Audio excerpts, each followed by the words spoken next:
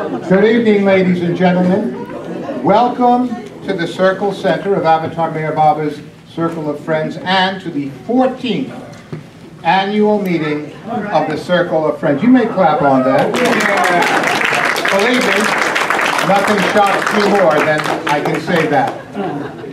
Now, to welcome you officially and for the Master's Prayer, I am pleased to call up our Director-at-Large, who is also running for re-election, John Leiter. Where are you, John Leiter?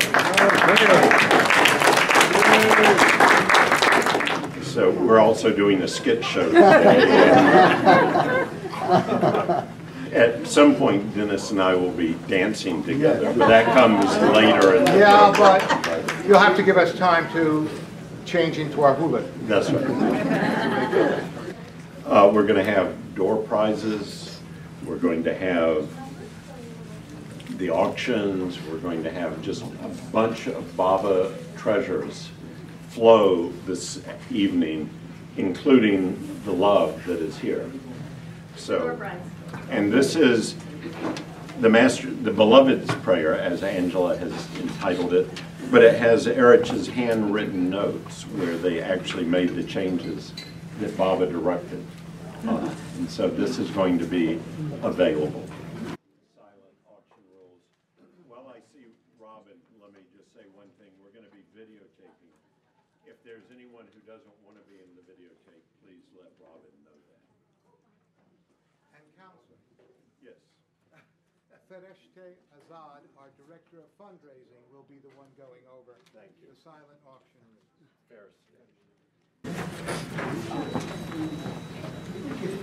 Jai Baba, everyone. Welcome. I wanted to just quickly say how grateful I am to Baba to give Jim and myself a much greater playground to play in, and it's been really a lot of fun. So my title is not fundraiser, it's fundraiser. My opening bid, which is the reserve. Some of these items are unknown for us, and actually I was with her when she was in Shiraz painting these amazing beauties. So it is our very own Will David.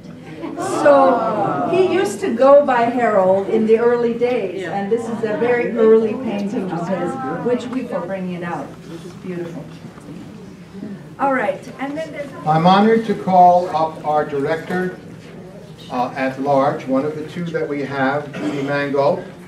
That title, Director at Large, was originally designed for people who wanted to be on the board but didn't necessarily want to have defined duties and therefore have to work too hard.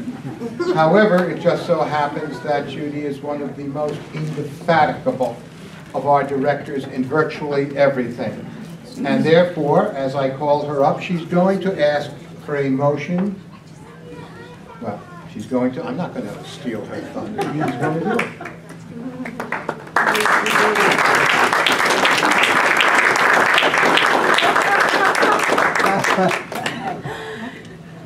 I didn't know I was going to have to talk. I thought I'd just get to hand these out. You don't even have to hand them out. Just so I'm just going to make a motion that we approve. Can you put the microphone down? Can we approve the meeting notes from our last annual meeting last year? And, sound, and by God's grace, safe. With the understanding that Baba is in everyone, try to help and serve others. Avatar Mayor Baba, My Wish, cited in The God-Man by C.D. Purdo. When I was 13, in one of those then obligatory tortures of 8th grade English, Mr. Feldman made me memorize Walt Whitman's "O Captain, My Captain." A thinly veiled allegory, using a nautical conceit, the poem contrasts Whitman's exaltation in the Union's Civil War victory with his devastation over Lincoln's bloody murder. After 80 years, one couplet still hangs with me. The ship is anchored safe and sound, its voyage closed and done. From fearful trip the victor ship comes in with object one. I can't seem to get that line out of my head as I perpend the improbable journey of the Circle Center from pure fancy in 2015 to established fact now. Sure, it hasn't taken a conflagration, no Shilohs, no Gettysburgs, and no one's been assassinated, I think. I actually wrote the I think in there. Very good. Thank you. We'll do this together. But given the retrograde currents acting against any such venture by a tiny nonprofit, I can't but wonder how far we've come from where we began. As we approach our 1,000th event at his home in the mall, I no longer see just a gathering place, but an entire community ecosystem populated by ever-increasing resident groups of artists, seekers, estudiantes, and friends flourishing within a constant stream of local and itinerant talent. In the 200 or so goings-on last year, we ran the gamut from the elucidation of perfect cycles in the life of Mayor Baba to a clothing swap. We enjoyed a CD release of a contemporary band and a scholarly retrospective of Cole Porter's life and repertoire. We pondered the promise and perils of the digital age and lifted impediments to spiritual and psychological growth. We remembered the Mundali of yesteryear and said goodbye to three dear friends who were just gone, Uta, Ira, and David.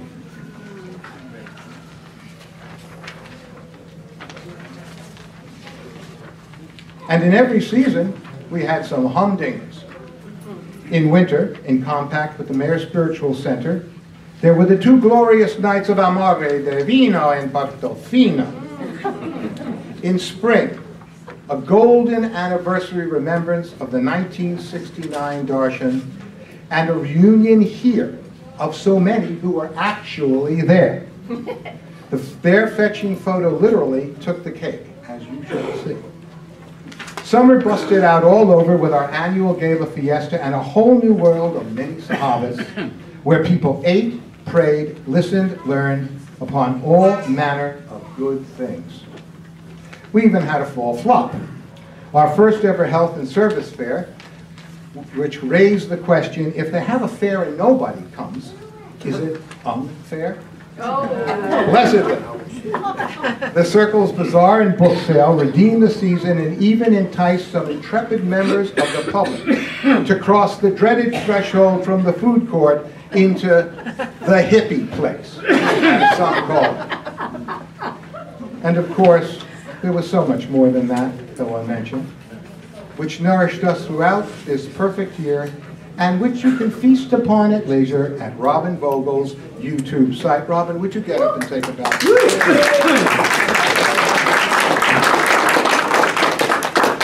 We have over 200 videos there now. That, ladies and gentlemen, is not just entertainment, that's history. Of this glorious melange, two things above all pleased me most. Every single offering was done freely in love. And everyone, regardless of subject or execution, was a testament to the freedom of thought and expression that makes your Circle Center unique. Now the future is its own uncharted ocean, bearing the warning, Hic sunt dracones, here be dragons. One such is the news about the district, a massive mall renovation that could well devour our world. Yet to me that is not the greatest peril. What scares me most is any coercive pressure, however well-intentioned, that would have us renounce the Circle's core commitment to unity and diversity in favor of a what will people think parochialism. Should that beast prevail, we will not only lose our Circle Center, but I believe the blessing of the very one whose name appears on its marquee. For now, though, I am content. And as I end my own voyage as president, I find that my Spanish word for today, agradecimiento, gratitude, is also the word for this year. Agradecimiento to all of you out there who have lent your labor, lucre, and luminance to keep our niche for light burning bright. Agradecimiento to my board colleagues whose constant and capable work has formed and furthered this miraculous space. And above all, agradecimiento to our Lord Mayor Baba, whose portrait floods these walls even as his presence by God's grace shall perfuse them always. And one more thing. Thanks for letting me drive the boat these last 4 years. We have a very, very special treat today. We talked a lot about our Circle Center, but it just so happens that someone has come into our orbit who actually was built them all and knows a lot about the history of this actual spot. And that gentleman is Reinhard Goecke, and he is going to come up and talk a little bit about the history of the mall and this spot particularly. Yeah. Reinhard, let's do it. So, who lived here in the 1980s and was present when this mall opened? Anybody who was familiar with the acquisition and the sale of this property? Because it was part of the Mia Baba Center. And the first time I heard about this was at a convention in Las Vegas. It was a International Council of Shopping Centers, and we were approached. We were a company out of New York, and we were approached to purchase this property for building a mall.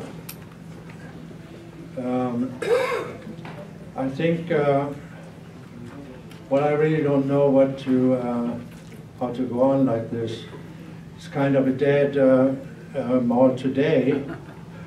And when it first opened in 1986, in this location, you had two tenants, two local tenants, which was, one was Clicks Kite, and one was Low Country Furniture.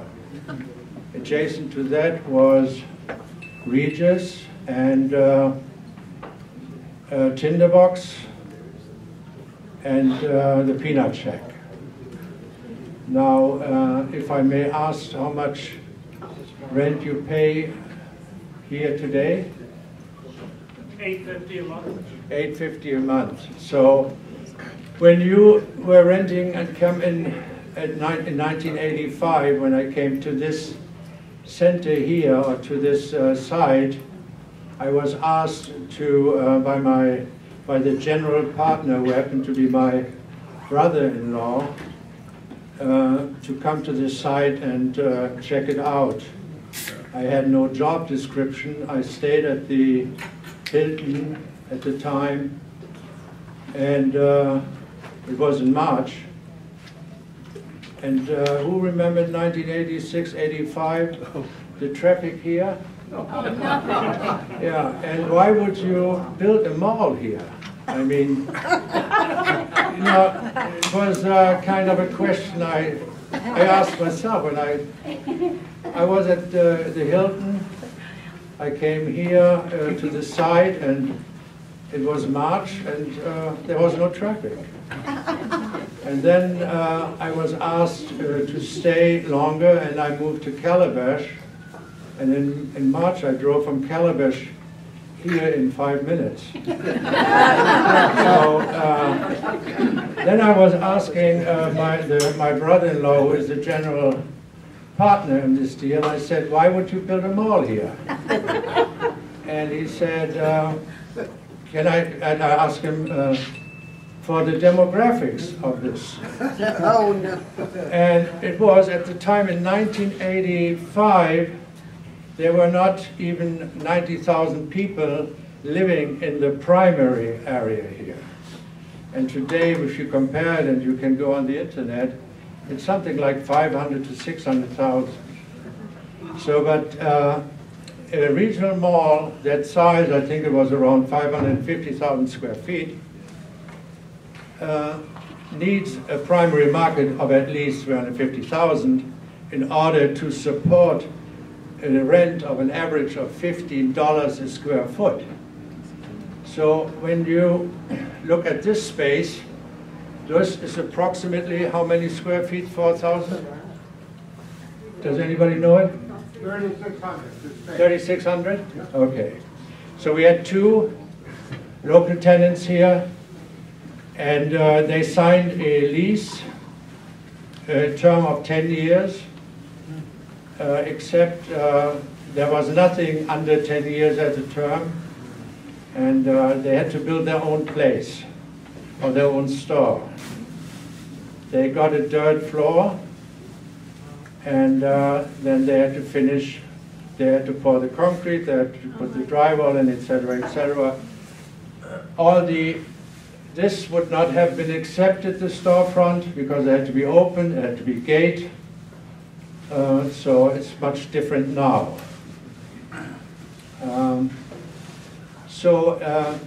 The problem was, when I was in transition, was that I pointed out that the year-round rent they charge for this location would have been at least $16 a square foot. And then you pay the extras like maintenance, like HVAC, the heating and ventilation, air conditioning, so you end up paying for approximately 4,000 square feet, around $100,000 a year. So I remember that Wings had a location of 5,000 square feet, and they paid around $120,000 just for the occupying the space. It has something to do with whatever. But then it was that they could not, most of the tenants, the local tenants, were approximately 40% of the tenants were independent mom and pop stores. And after 3 months, this mall opened in June. July, August, September, they found out that they could not afford to pay the rent. So they came and wanted to have adjustments. Some people said, well, we were misled about the traffic, etc., etc. But when you were here in '86 in the wintertime, there were sometimes only 3 people in the mall. You know, and but what happened was that the moment the mall opened and before, a process of syndication started, which was really interesting, because then the construction loan was turned over into a permanent loan, and I think the Colonial Insurance Company bought this mall at the time, but it was still under the name of Briarcliff Mall. So I approached my home office and said, was trying to help these tenants. I was at the end of the construction a tenant coordinator, and I coordinated the construction in a way that the local people really did not understand how it works, tenant construction in a mall, but the national chains did. But I had a closer relationship with these tenants, and I really felt, in a way, sorry for them. Because I had, in this location, was a low country furniture store. She was owned by a lady, I've forgotten her name. She was older, approximately 10 years younger than I am now, and she invested a lot of money.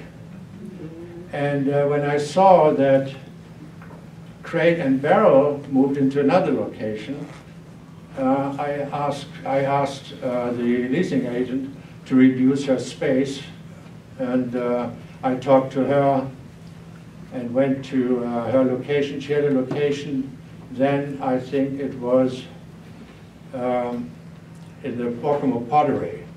And I told her and asked her, you know, she had to renegotiate the lease, and she didn't feel like it anyway. So she went was evicted after 4 months. And the whole, I would say 40% of the tenants could not afford to pay the rent.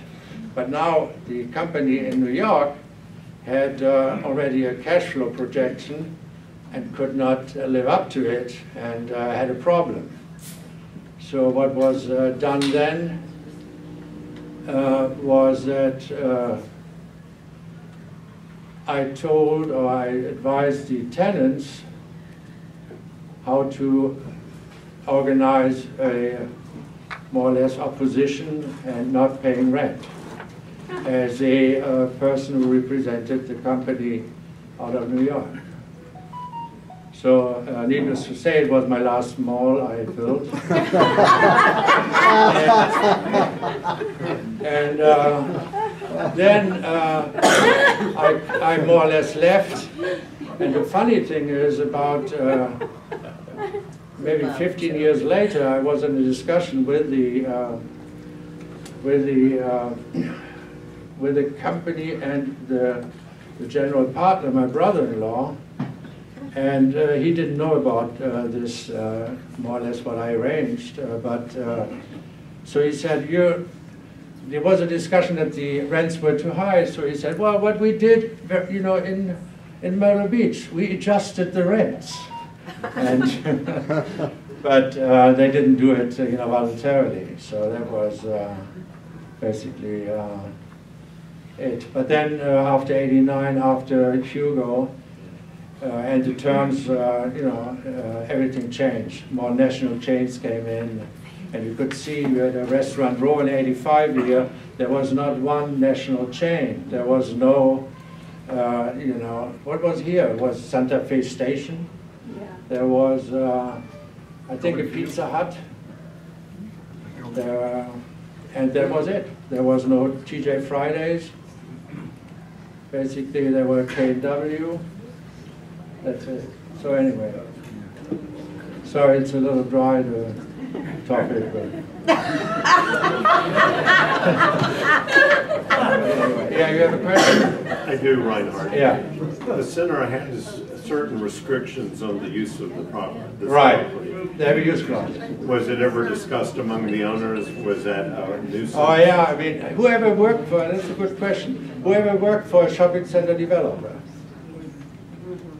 Nobody? Because when you have a good mall in a good in a good area, you have a merchandise plan, and you follow the merchandise plan. And here we didn't have a merchandise plan because it was not a good, you know, not a powerful area to build a shopping center. But you see, you had overlapping in merchandise.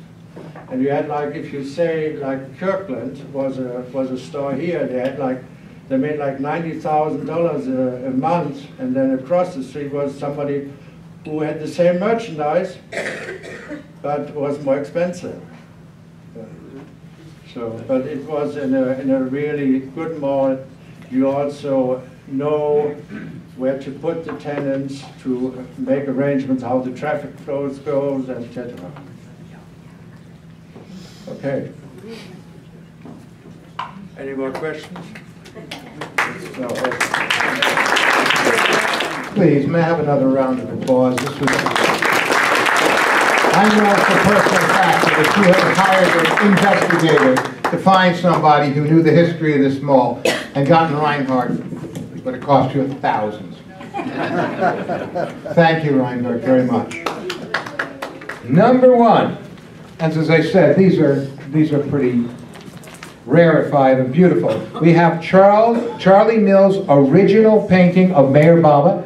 You can see it hanging there in the white frame. Please all take a look at it. It is signed. And so it is a signed Charlie Mills painting. Okay, it was donated by Greg Butler. I'm sorry, I apologize, I misspoke. I apologize, it came out of the Gardino estate. The upset price, meaning I have to start the bidding at this, is $2,500. But it is unoriginal, and it's a Charlie Mills, and you're not going to get another one like it. Anyone who would like to start the bid at $2,500. I'm not going to go sold. I'm going to see, do we have anybody who is that interested in the Charlie Mills? Okay, all right. We will be continuing to market this, perhaps online and elsewhere, because these are items which you will never see again. Number 2. This is a magnificent item. It is, the painter is Sally Amt Goethe. It is the Happy Valley 1937 picture. Will the artist please stand up? Thank you.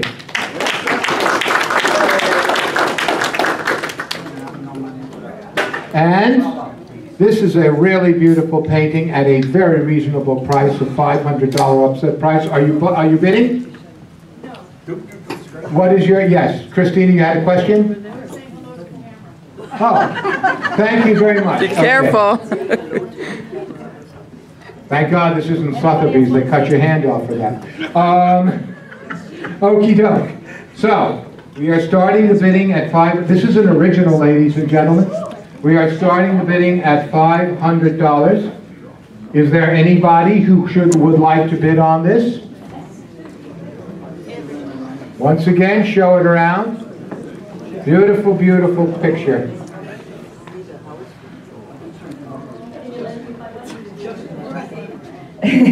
So this is a laser engraved replica, or it's evocative of the tomb.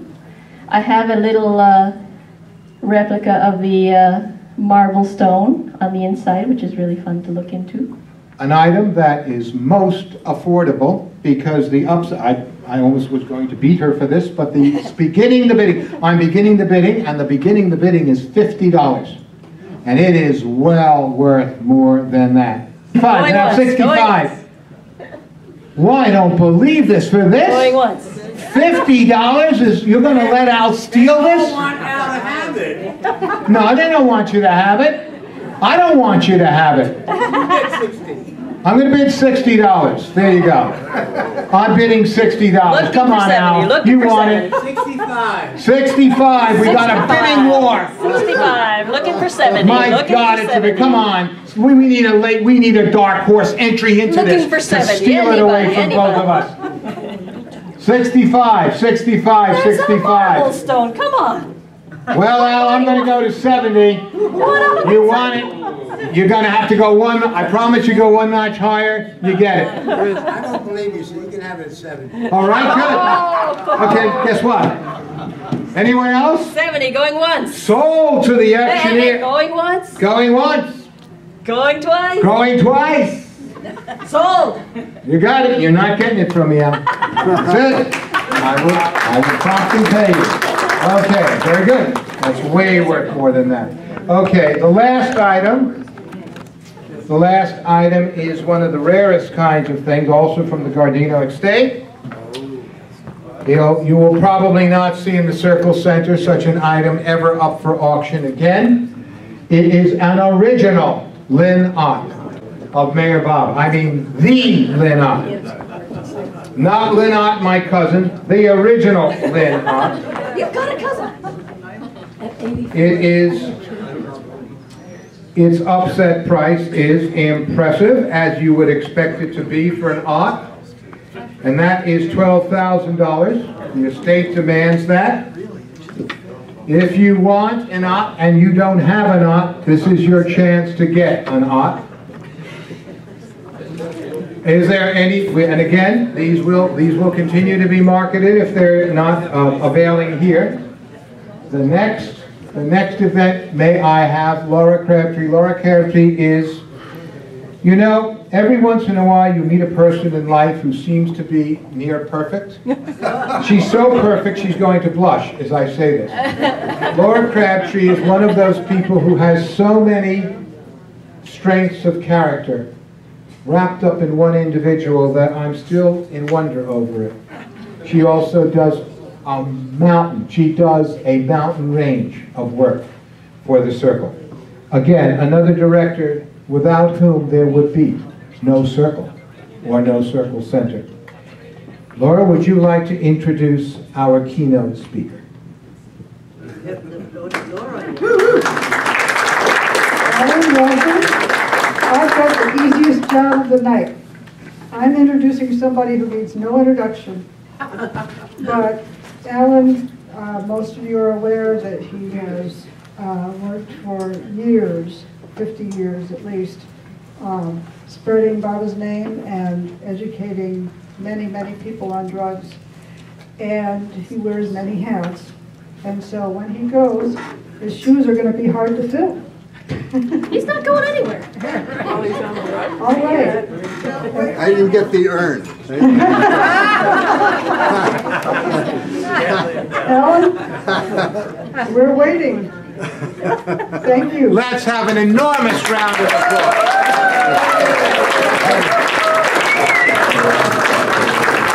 Thank you. It's good to have a perfect woman around, let me tell you. Hey, J. Bob, everybody. Hey, Baba. You get my Diet Pepsi? Get a cup? Yeah. This is so much fun for me. I love this annual dinner. I couldn't wait to get back. And you don't even know what's going on. You don't know what this particular meeting is and who's here. This meeting not only manifests, manifests the best of the Circle of Friends, it has the most historical Meher Baba organizational power ever put together in a single room. You don't believe it. Think history. Let's start with Los Angeles. Susan Herr, sidekick of Phyllis Frederick, early days, made it happen, cultural outreach, literary, cultural, and the Beatles. Amazing. Also from Los Angeles, Pat Griffin, who we used to call the charge woman of program logistics in LA. It's just starting, it's just starting. Guess who moved here? Thursday. Who took Chicago from zombie status to a vibrant Baba group. Wonderful. Then, even our new president. You should have seen her in action in New York. She whipped the New York Baba group as it's never been whipped before. She also attempted to bring acupuncture and Eastern medicine to Prague, Oklahoma. That may not have worked as well. But it did, because when I was last there, when we had Digambar Gadekar here on tour, next to the Prague Diner, the home of the true Prague spirit, was a sign saying Pilates and yoga. My God. Unbelievable. So, Angela, you did it. Myrtle Beach, get ready for Angela, I'll tell you. We even have Jim from Atlanta is moving here. Another force of organizational networking. We've got, I mean, it's incredible. From Washington, Jay Steptoe. You may not know him, he's just retired from the National Aeronautics and Space Administration, where he dealt with, with the Russian space program in liaison with ours. And if anybody here had put in a claim to property on the moon or Mars, you would have had to go through him. He's going to get you back. He will get me back for that. And then we add the folks, Jeff and others, volunteers at the Mayer Center, and then the inherent networking capability of the Circle folks. This has never happened before. Now, I know Baba said there's something that would happen that would never happen before. This is probably not it, but it's close.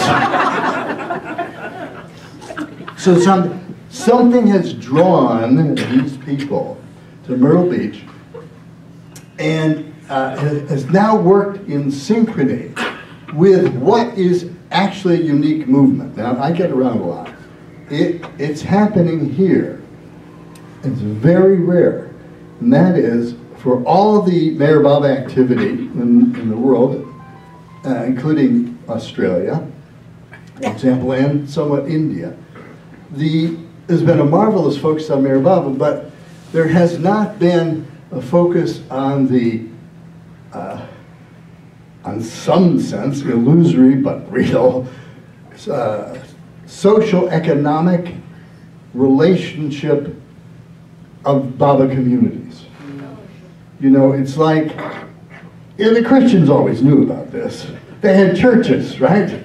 They would have your church supper. Hey, looks like the church supper. No, but there was a notion that one had responsibility to one's closest brothers and sisters. This really is a very, very rare circumstance, and a beautiful circumstance, and one that I think is going to be a prototype for the rest of the Baba world.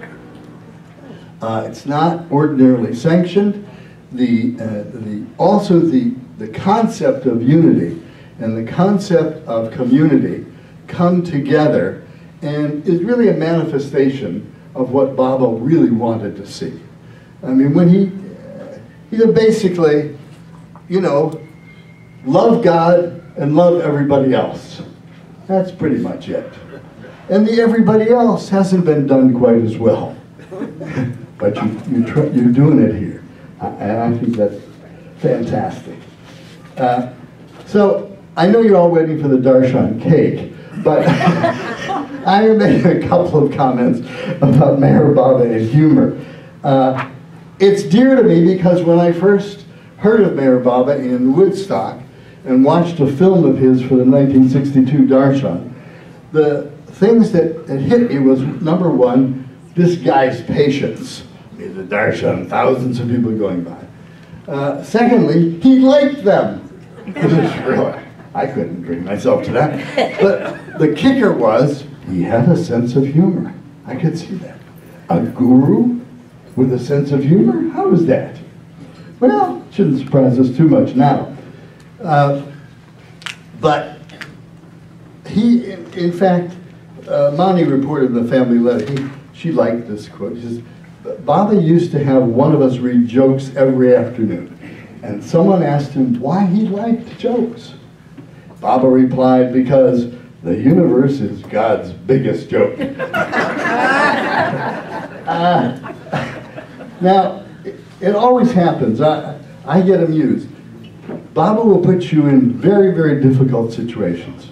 Well, you've really done it karmically yourself. But remember, when you have aggravations and trauma, remember Baba said that this was an opportunity to get your worst sanskaras out and to clean up as much karma as you could in several lifetimes during this time.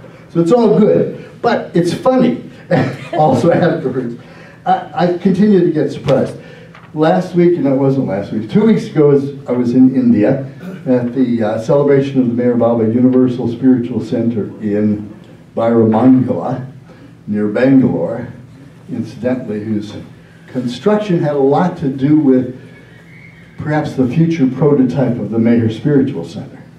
So we went to the zoo in Mysore, because Baba had gone to the zoo in Mysore. And I think, well, let's does he have a humorous zoo story? I couldn't remember one. And then I came across this sign in front of the wild animal section. And I thought it was very practical.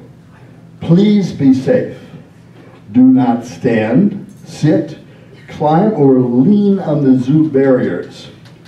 If you fall, animals could eat you. And that might make them sick.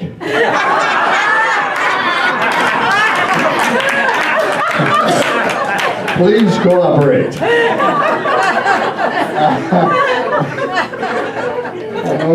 And then as I was racing, I remember racing for the plane in Philadelphia to come down here. It was a strange connection. I'm racing down and I'm feeling anxious, and suddenly I see a sign, Baba Bar, coming this way. B-A-B-A Bar. I didn't get a chance to visit. Thought you could get very high there, I think. Now, Baba used humor all the time. And I think it actually is a secret. It's a secret to his major path of the universe, which is not to take things too seriously. I'll get back to that. There's another thing. Scientists have a difficult time explaining laughter. You know, they can't quite get it. Well, you know, and people have actually written about it. And a couple of scholars I found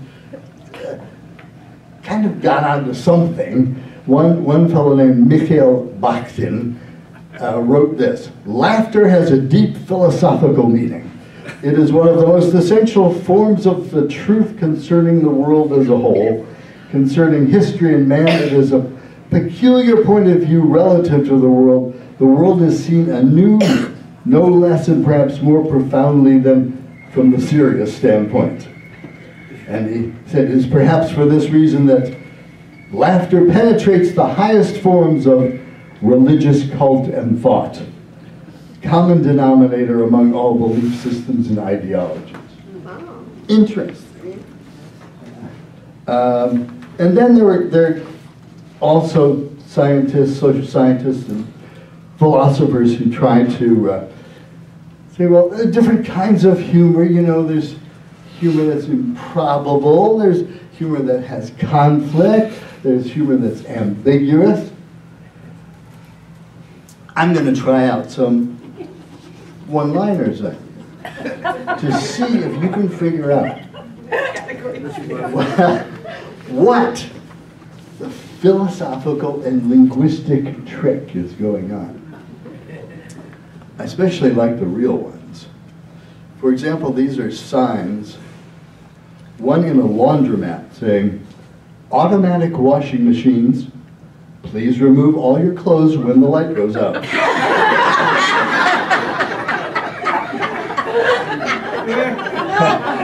Is it a surprise? Okay. What is, outside a second-hand shop, it says, we exchange anything, bicycles, washing machines, etc. Why not bring your wife along and get a wonderful bargain? Didn't you have a swap thing here? Did I hear? No, that couldn't have been it. Then another one, seen during a conference. For anyone who has children and doesn't know it, there is a daycare on the first floor.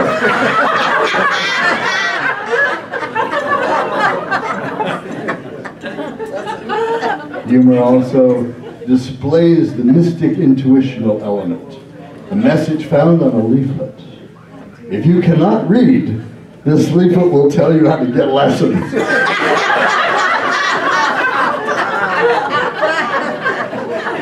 What is it? What is it?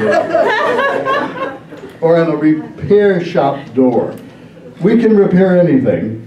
Please knock hard on the door. The bell doesn't work.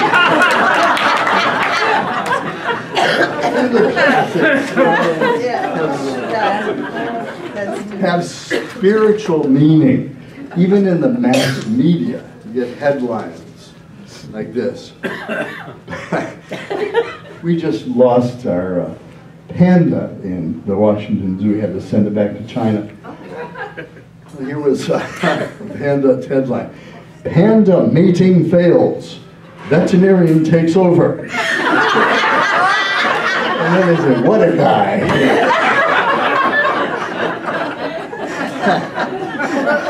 Or another, this deserved the urn. Miners refuse to work after death. Damn unions, right? Another brilliant observation. Headline, war dims hope for peace. It probably would, yes. Anyway, so Baba, you know, he liked jokes, he liked skits. Mara commented Baba was very childlike and enjoyed fun and funny things. He himself was very witty and clever. With the slightest excuse, Baba would find humor in a situation. And he used to amuse everybody. Baba had so much serious work on his hand. He told us that humor lightened the burden of it. He was so lovely, Baba was. He still is beautiful, but you cannot see him. Mani, when she talked about Baba's jokes and universe being God's biggest joke, she proceeded with saying that life anywhere is a challenge, but with Baba one learns that worries are not so monumental as we thought them after all. He teaches us to maintain a better balance of truer values and not to worry over spiritually lesser ones. He often brings our emotions to the surface, so we have to face them as this is the way to overcome them. We must not take things too seriously and never lose a sense of humor. There's a secret there. And I was talking to Jean before, and one recalls that a lot of the most embarrassing, humiliating or traumatic things in all of our lives, when we think back on them now, are hilarious, right? They're really funny. They make great stories.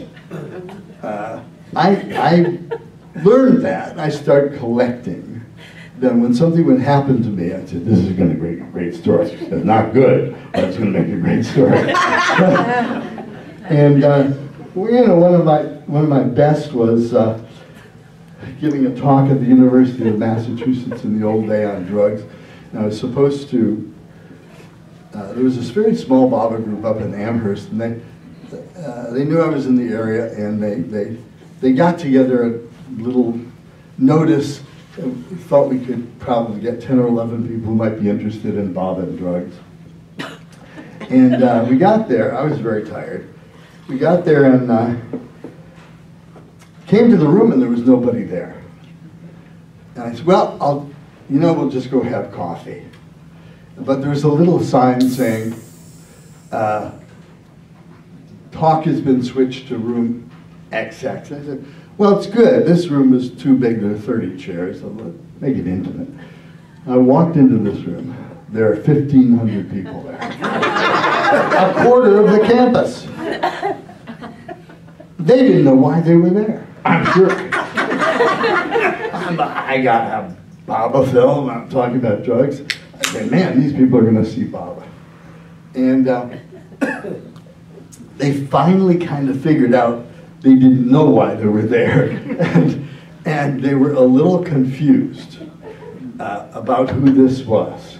I started getting some bad questions like, looks like that man has Parkinson's disease. Bob was going with his hands. And another question, this all sounds like a case of sexual repression. The people believe this. So I knew I was getting in trouble. The audience was definitely moving against me. I was losing it, ladies and gentlemen. I was, and I wasn't prepared for this. And then suddenly, I heard a scream, a terrible scream from this woman, And a minute later, I was blind and fell off the lectern. And I figured somebody finally shot me. And then they all started screaming and yelling, and now I'm thinking, oh, they say, am I dead? I did believe that consciousness would continue. But I wanted to check. I said, Jesus, what did God speak say? What senses do you lose? You know, I probably knew you were blind, etc. And I was struggling with this, whether I was dead or not, until I tasted banana. Taste, that's one of them, isn't it? If you have taste, you must be alive. This was good. It turned out the guy had escaped from a mental institution, had seen the leaflet, thought that I was pro-LSD, went into the school cafeteria, brought up a banana cream pie, snuck up behind me, and whap! Dripping pie. Alive, but dripping. And it was, and they said, should we go get the police? They got the guy, and I said, no, let him go.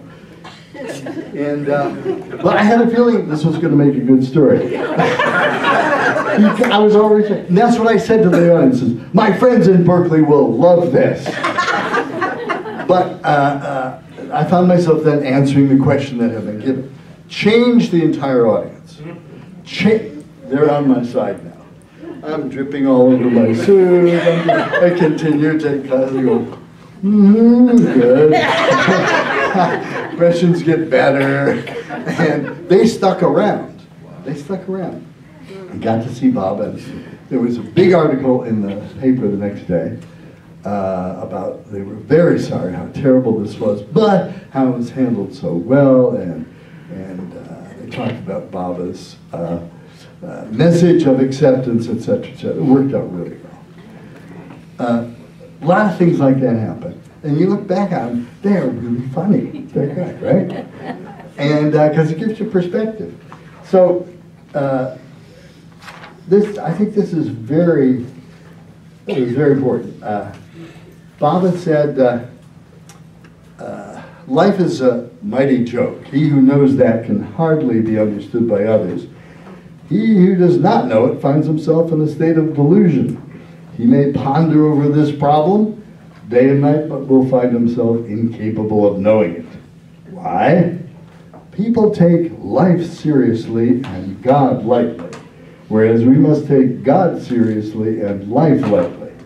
Then we know that we were always the same and will ever remain the same, the originator of this joke. So he said this knowledge is not achieved by reasoning, but it is a knowledge of experience.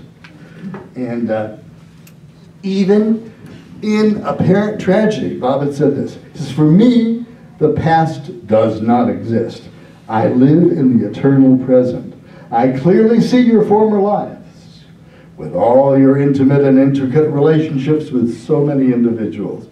Your various reactions to others seen in the context of your mutual connections in previous lives serves as a mighty joke to me and helps to ease my burden of suffering. I remember he gave an example of a man who was praying at the grave of a great past relative and asked him for blessings, and it turned out that he had reincarnated from that person. And Bob was like, how absurd is that? He's bowing down to his old self. What a guy, I tell you. And there was some fun, he got into some fun situations. Mani told about a funny story about the double meaning of the word dome.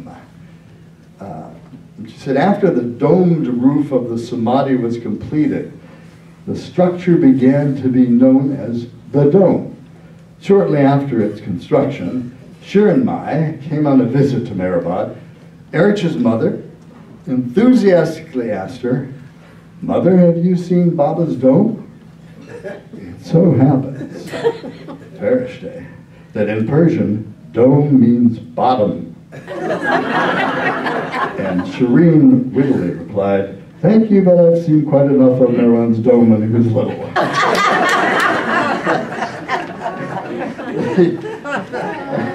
One of the great things here. Baba was telling the women once how when he was in China and wanted soda, he had made the sign for popping the marble out of a soda bottle. The Mandali trying to ask someone the directions to a restaurant where such a drink could be had, but instead the Chinaman thought they were a group of men seeking prostitutes and took them to a lavishly decorated brothel. Anyway, these people were also blessed by Baba's presence. Mayor observed Baba was amused when he told us this story. He had to hold his hand to his mouth to prevent himself from laughing. He had a good time.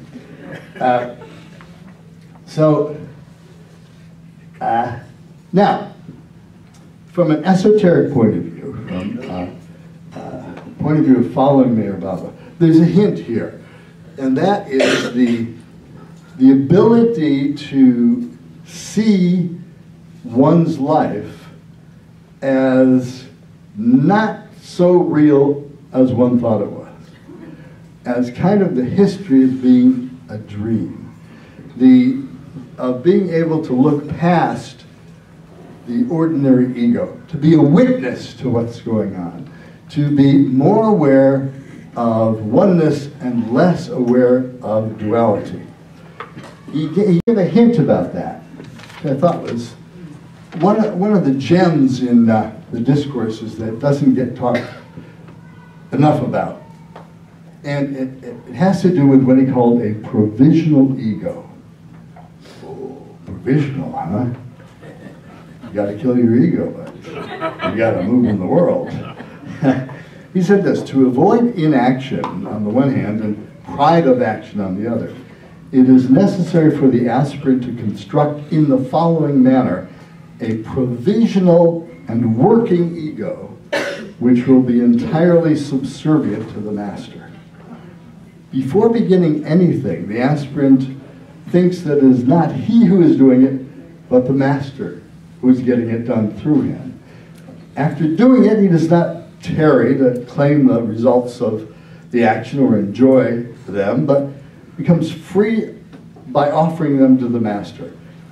By training his mind in this spirit, he succeeds in creating a new ego, which, though provisional and working, is amply able to become a source of confidence, feeling, enthusiasm, and go, which true action must express.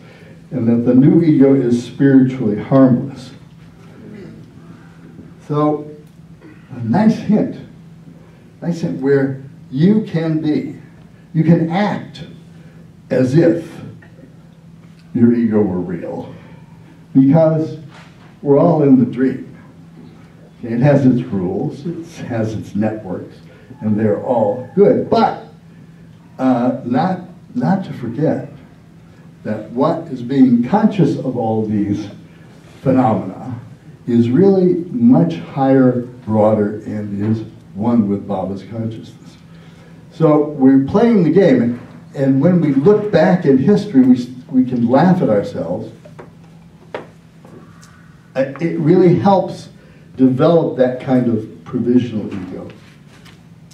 Baba was very, very, I think, impressive in his total understanding of the potential of the provisional ego, and yet the necessity of living in the world. The Westerners have, and he said, a particular work to do. We get no caves. No. Remember the cave thing, right? Go off in the cave, meditate, call Domino's for pizza, order your air conditioner. It is done for Westerners, and now more and more for Easterners. I was very struck in India by how much Westernization was going on, and how the material aspect of the West was being grasped enthusiastically in India, and how alternatively in the West there's much more interest in spirituality now than there ever was before. So it has to be merged, and it has to be merged, Baba suggests, in ordinary life. And he had a lot of respect for ordinary life. Even though he could look at people and see that they were divine and one with him, he honored the fact that they were living out part of the growth, the evolution of the universe, and part of his universal work, and that the little things counted, and that it was always helped not to take things so seriously, so that it was a little easier to do the little things in a divine way. Relationships, for example, can be very difficult, right? Oh yeah. Oh yeah. Tough to get perspective on them, isn't it? Yes. Yes. But with the little being of the real you, watching it, sometimes we can get perspective on it. And that perspective is imbued with reality. The reality not only of the cosmic joke, but of the true cosmic reality. That is oneness. I want to get you onto the cake here with a little story that I'm going to follow up with a little mild skit. Bill LePage wrote about an occasion with Baba when there was a sea of people moving about, people joyous at being with Baba, and Baba was just sitting there silently. Each person would go away with the feeling that Baba had paid special attention to them, and there was something special between Baba and them. And he said, as I've said, on this occasion, a large group of his lovers, Baba was seated at one end of the hall. There was a general singing at the far end of the hall. One of the lovers opened his mouth to join in. As he did so, a fly got in. He coughed it up and went on with the singing. But after a while, the lovers suddenly became concerned. Did the fly go away, or did I swallow it? A minute passed. He continued to be agitated. Baba from the other end suddenly gestured, "Don't worry, with my own eyes I saw the fly fly away."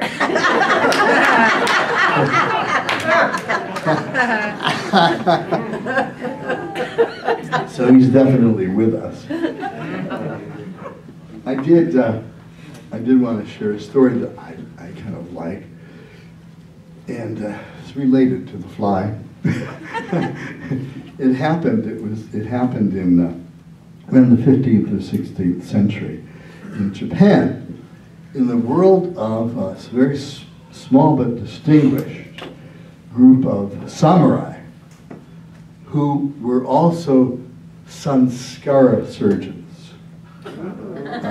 It wasn't said that way in Japanese, but essentially that's what they were. They were very, very skilled. And there was this family who owned a home someplace between Osaka and Tokyo. And pilgrims and also travelers who would often come their way would often stop at their house and try to get food or stay there. And it was extremely irritating, and it was over the wall. And they learned how to say no. Well, one day there's a knock on the door, and door opened. Man in a samurai suit. I am the third greatest samurai and scar cutter in all of Japan. I wish rest and food. And they said to him, well, so you know, a lot of people come by. Actually, a lot of samurais come by, and we really don't have the facilities. How do we know that you're the third greatest samurai in all of Japan? Yeah. Well, he takes out this little box, and out of this little box is a fly. I guess the same fly. No. The fly flies out. The samurai goes with this sword. Right in half. Very impressive. So he gets to stay. A couple months later, another knock on the door. Man comes, very distinguished looking samurai, said, I am second greatest samurai of all of Japan. I require to stay over and have food. And now the family's thinking, maybe the words got out that we hosted the third greatest samurai. So, well, you know, we have great respect for the samurai. But here's what happened the last time. This man came in, you know, this is what we made him do. Could you prove that you are the second greatest samurai in all of Japan? Okay. He too pulls out a box and loosens a fly. And the fly is flying around. He takes his sword and he goes, quartered. Unbelievable. Quartered. Well, he stayed. Well, you know what's coming. Another knock. And who comes by but again, fine-looking samurai. I am the first greatest samurai of all of Japan. Please feed me and give me rest. Now again, the family's saying, no, I don't know. We can't keep up with this. Well, people just have to say. So they told them what had happened before and said, can you prove that you are the greatest samurai in all of Japan? He said, no. He too pulls out a box. Out comes the fly.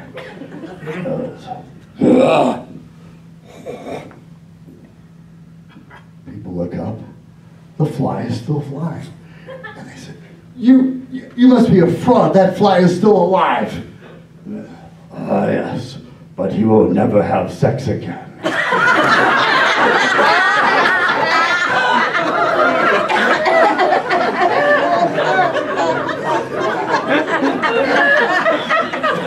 Number one sends Gura Cutter. Anyway, I'll leave you on that inspirational note and get a cake. Tomorrow I'm coming back, and we're going to have some fun. I'm going to give a talk on Sufism reoriented from a personal point of view, and tell all secrets. but to make it open to everyone, so we should have some fun. But half the secrets. now. When is it? When? Oh, it's at 3 o'clock. 3 o'clock here. Here, yes. And again, shout out to the circle, shout out to the food, shout out to all of you. Bringing really high energy to one spot at one time. And I can feel it, and you can feel it. And Bob is definitely here. And he's having a good time. Say bye.